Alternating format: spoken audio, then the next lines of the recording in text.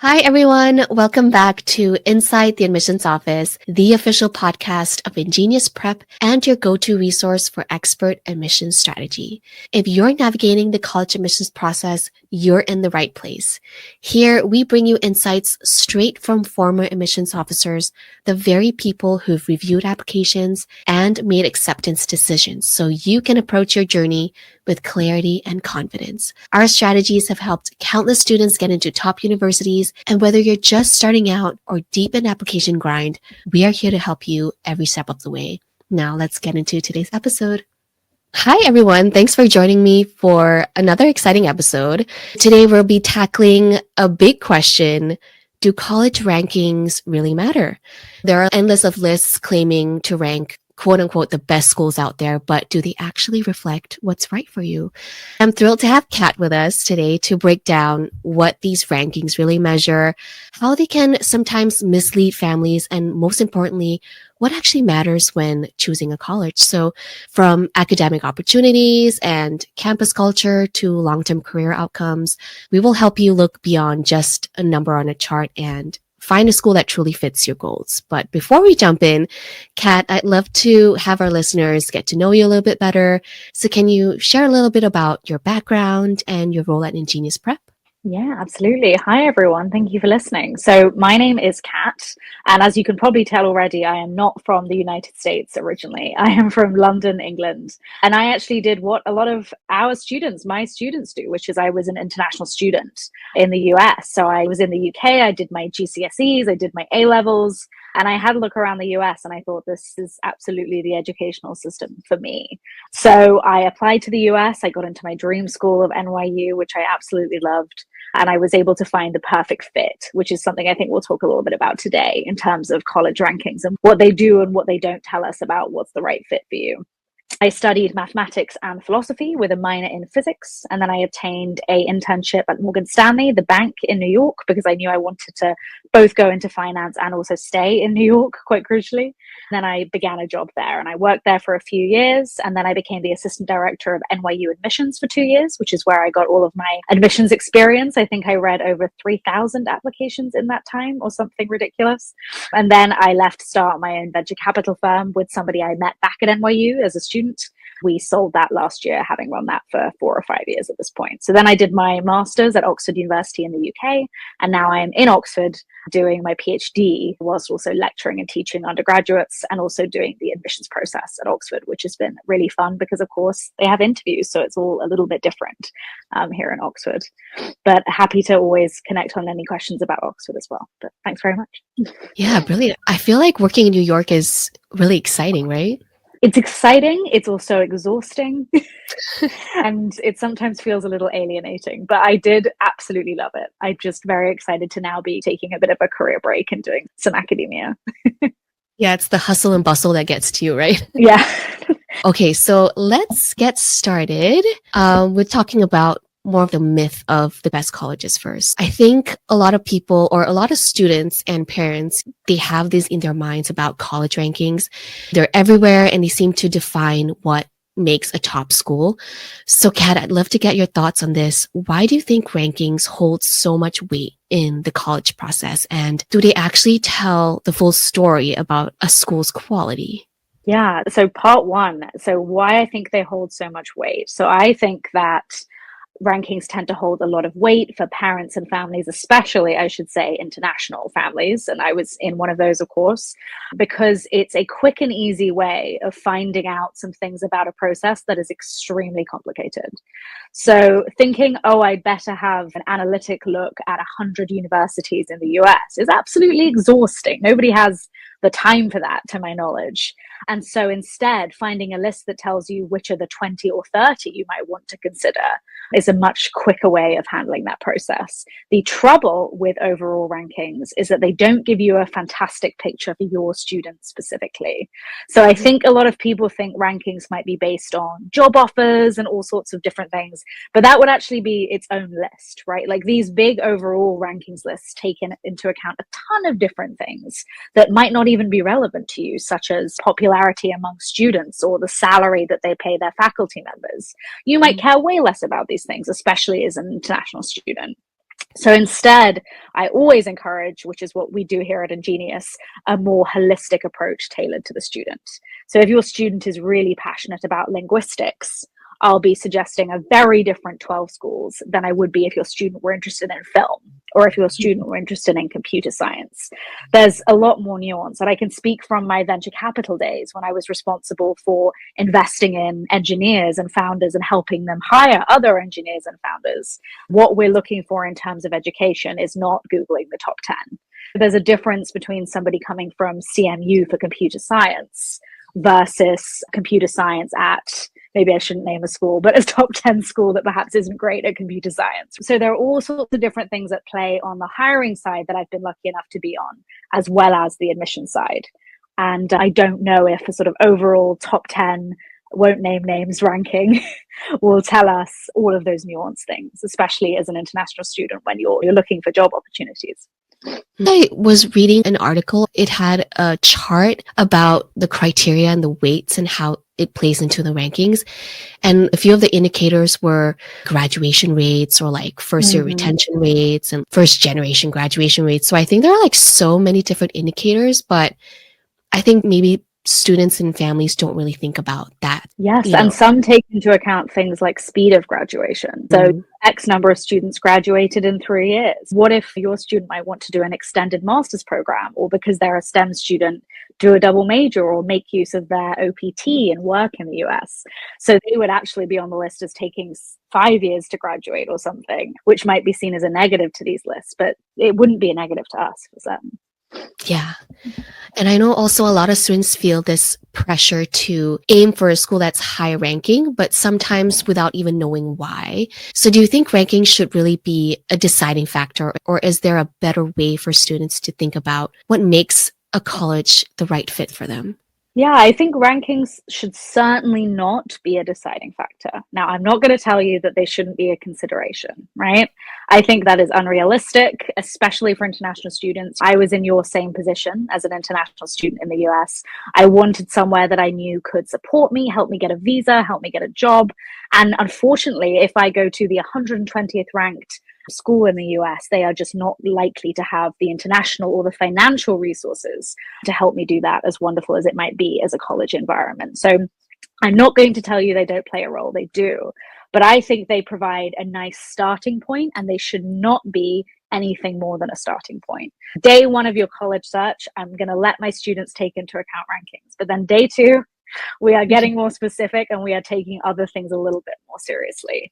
And we're going to be looking at the top 30, the top 40. We're not going to be Googling what are the top 10 and then here is my college list, because they're a great starting point, but I would say that's as good as they get. I know there are different colleges with like maybe top business programs or communication programs. Do they also fall into their own rankings? Yeah, they certainly fall into their own rankings. I've had a lot of students start with me on day one and having looked up top 10 overall, and they say to me, I want to go to Harvard and I want to study business. And I say, there's a little bit of a problem. There is no undergraduate business program at Harvard. So these lists do not take into account the individual majors. So if you were to look up top 20 business schools for undergraduates in the US, you would get a very different answer than if you Googled top 20 business schools in the US overall, which would then give you Harvard at some point, versus, of course, just top 20 universities in the US. So there's all these different special things to consider. And one thing as well is keep in mind geography. A lot of students later find, once they've gone on these college tours, that they have pretty strong views about where they want to live for the next 4 years. I was certainly the same, and I think that's extremely reasonable. So there are a lot of amazing universities out there that could not be more distinct from each other. And once you've seen them, you've delved a little deeper, you know that as good as Dartmouth might be, that might not anymore be in your top 10, even if it's in the overall world top 10, right? Rankings aside, let's talk about what really matters in the admissions process now, because I'm very curious. You've worked in NYU and you were reviewing like 3,000 applications at one point. What truly makes a student stand out from your perspective? Was there like something beyond their GPA or the name of their high school that really caught your attention? Unfortunately, those things do not particularly catch our attention, as important as they may be in certain respects. What really always catches my attention is when I see a theme of a student that is threaded throughout the application. So when I put down an application, I really notice if I have a pretty good impression of what that student might be like. And it's a very rare feeling. I'd say it happens in less than 5% of cases. And you turn into the student that the office talks about. So one year we could not stop talking about the rat's personal statement, because there was a student that applied with this fantastic personal statement about her 3 pet rats. And she was applying for biology, and she was relating it to that and her love of animals. We had a very clear view of who that student was. In her extracurricular, she was doing animal work. It was all jumping out of the page. Her letters of recommendation were saying animals, care, biology. We were getting a really strong theme throughout. And as a result, she was the talk of the town at NYU.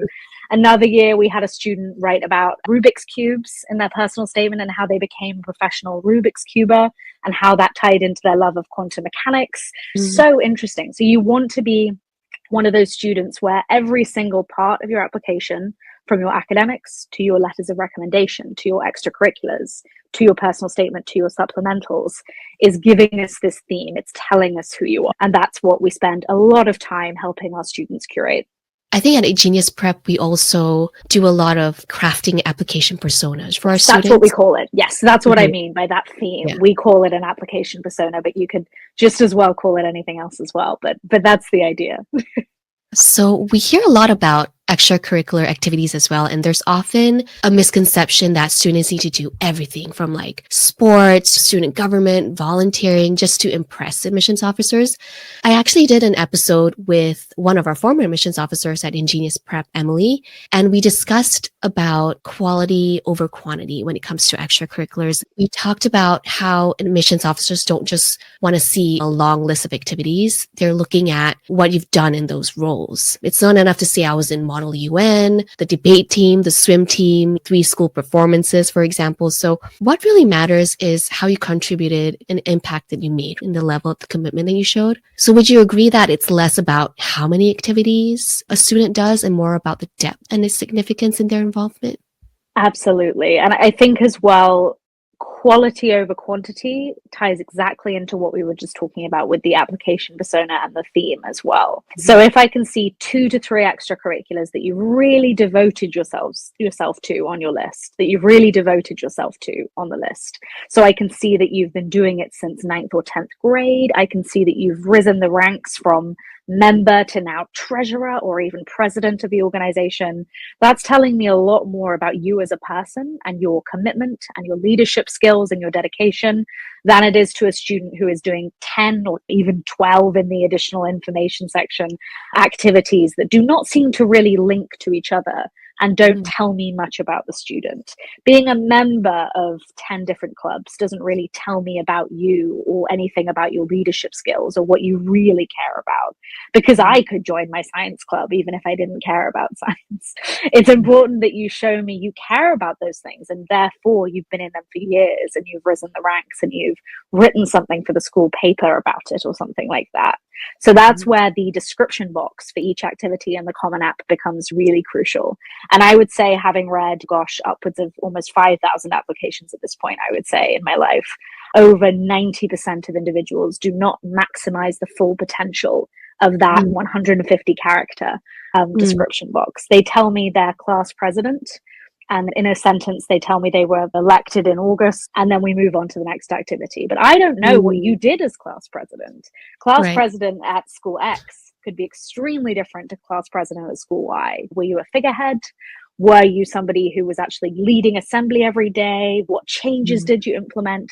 You really need to squeeze everything into those 150 characters. So I'm really pleased that InGenius, the struggle tends to be how to cut it down and really condense it, because we've got so much to say, as opposed to, oh gosh, we need to fill out this description box. And that's what I spend a lot of time working on, I think, earlier on in the application cycle. Do admissions officers look for specific things in a student's extracurriculars, for example, leadership or passion projects? Because I know we talk a lot about passion projects as well here at InGenius Prep. So for those who are new to this concept, maybe can you share some examples of passion projects? What types of activities really catch a college admissions officer's eye? Yeah, absolutely. I think what I will say first is that the kind of 3 things that admissions officers are curious to keep an eye on in your extracurricular section would be interest in your major, which could take many different forms depending on your major. Number two would be instances of leadership, so growth in a leadership role or founding a club or taking a leadership role in your home. It could be a lot of different things. And number three is care for your community. I used to say volunteering. I've rephrased it a little bit because I don't think you have to sign up to be a volunteer to show care for your community necessarily. There are lots of different ways that you could benefit the lives of others, whether it be at your school, your family, or your local community.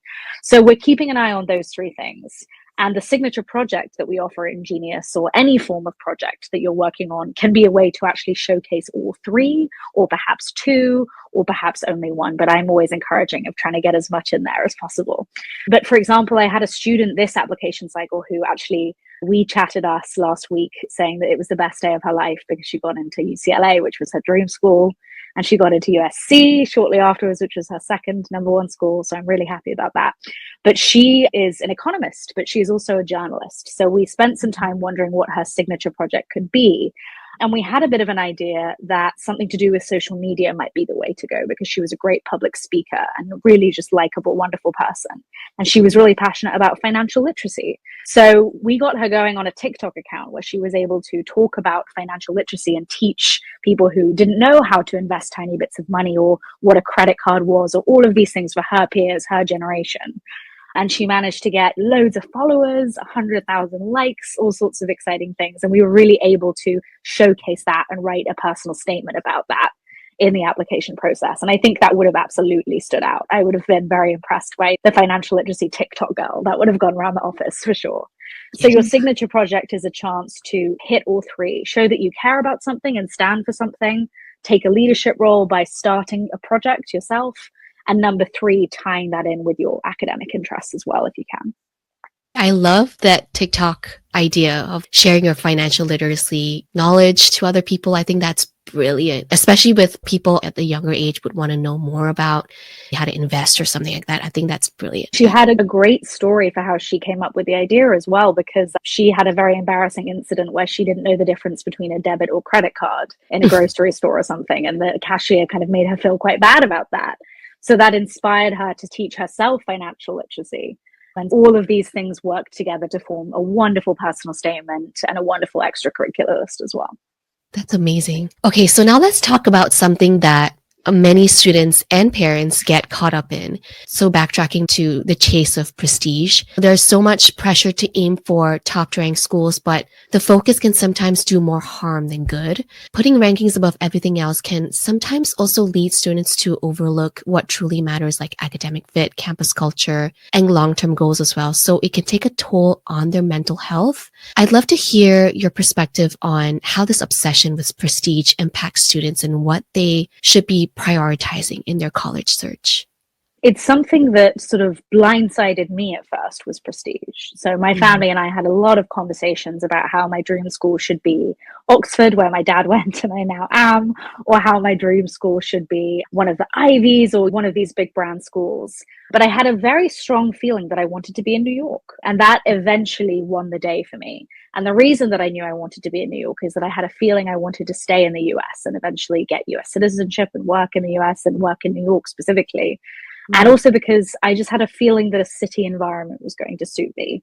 And I wanted access to internships. So I eventually won out by showcasing that I would be able to have these opportunities that I wouldn't if I lived in the middle of nowhere countryside, or at least I wouldn't have those opportunities during term time to be taking the subway to and from my internship between classes. So that's, I think, always a good example of how thinking about the student and what's best for them can eventually overpower the kind of power that prestige has. And for me, it was the best decision I made, and I'm very happy with my decision and what happened since. And I think prestige can cloud as well, unfortunately, where might be the right place for that major. So if I end up at Stanford for computer science, you might think on paper, Harvard is better than Stanford, but it's certainly not for computer science. So if I were a job hunter, which I have been in my life, plucking engineers to work for startups and things like that, I would go straight for Stanford. Sorry, Harvard. And so as a result, prestige could have played a flaw there, even within that top 10 fighting system. So I just think it's not a good indicator of what's going to be best for your student.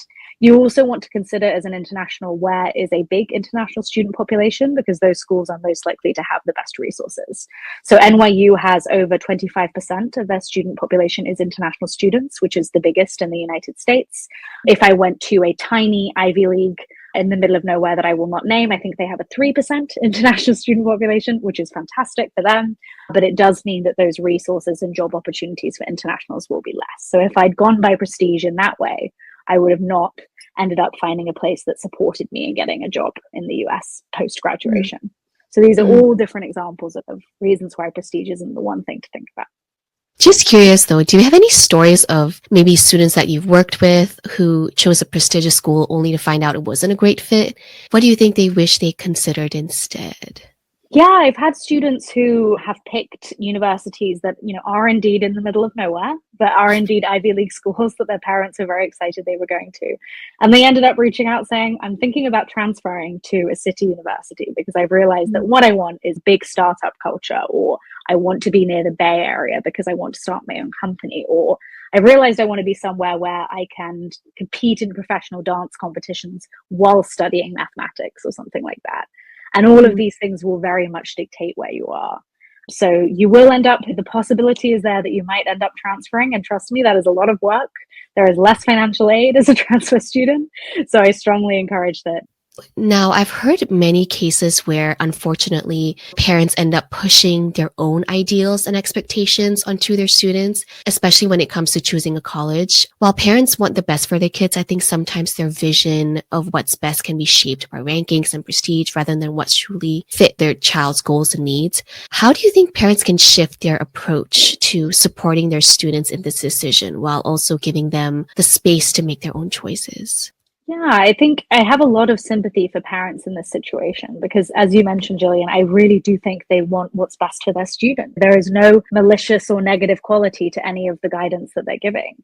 But I do encourage them as much as I can to ask lots of different people for different viewpoints. And the reason for that is that, and my parents found themselves in this situation as well, they were living in a mindset of when my father was thinking about universities and how to get a job after university in the 70s or the 80s.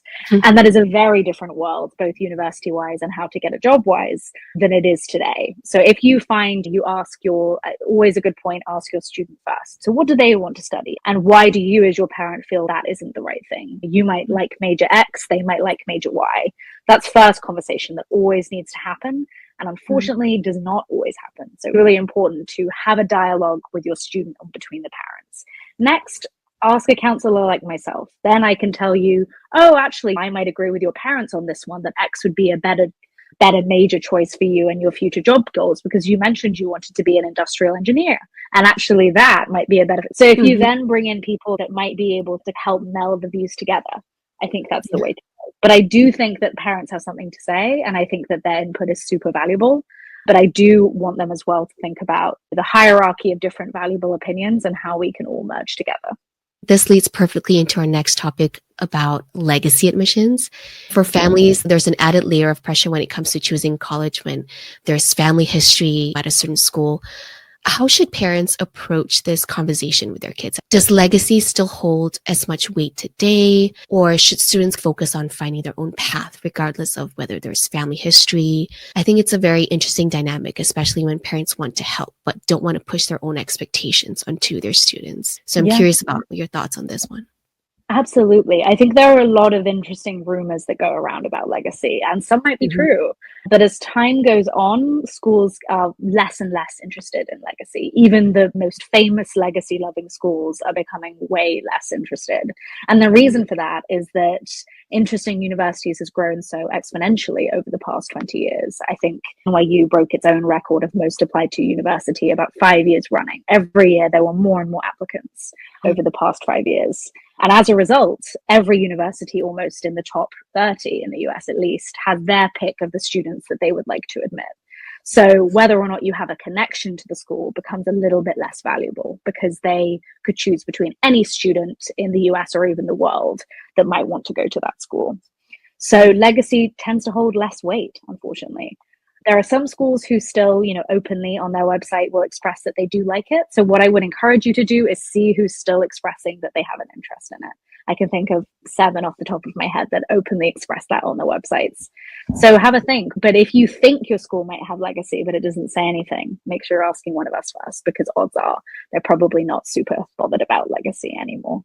Yeah, I feel like there's just so many things to consider in this landscape, and there's so much to navigate around, especially when there's so many factors at play. As we wrap up today's episode, for students who feel overwhelmed by the complexity of the process, whether it's sorting through rankings, legacy pressures, or just too many options, where should they start? What's the first thing they should do when diving into college research to make it more manageable? How can they begin to shift the focus from what's expected of them to what really matters for their future? It might sound a little corny, but I think that the first thing all students should do is actually try and reset how they might be thinking about this process. I have a lot of students start for me saying, oh gosh, I'm dreading this. This is going to be so much work. When do the essays come out? I'm so scared. I'm so nervous. This process can actually be really fun if you go at it with the attitude of, I'm super excited for the next 4 years of my life. I know it's hard. I know it sounds corny, but it really does work. If you think of this as a chance for you to have a look at all the places you could live and study something you care about for the next 4 years, I find that things start to get a little bit more cheerful than looking at the big picture. Try to look at step 1. Step 1, think about what you might want to study. So you might want to do that before you even start looking at the college process. And trust me, it will help you narrow it down.